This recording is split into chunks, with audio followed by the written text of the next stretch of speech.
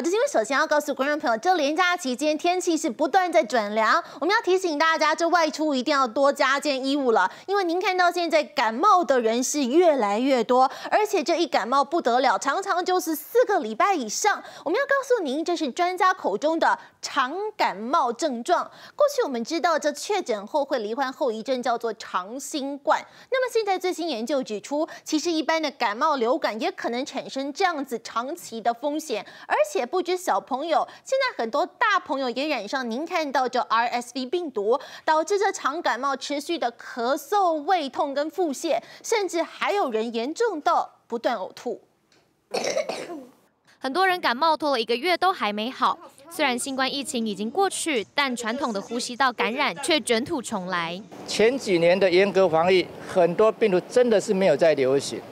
那你解封之后，当然它会大流行啊，因为你欠下的这些债务，就说我们之前没有感染。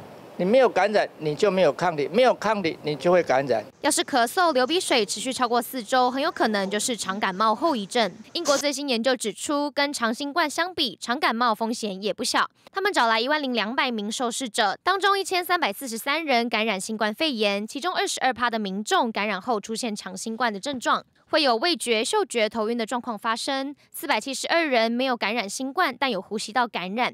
同时，也有22%的民众出现长感冒，会有咳嗽或声音沙哑的症状。主要症状不同，但2组患者都感到呼吸困难，还有疲劳。的长感冒那其实是在呼吸道病毒感染之后呢，会有持续4周的时间，会有类似像长新冠这样的一些后遗症。疫情解封后，社会多种病毒齐发，过去在婴幼儿才会感染的 RSV。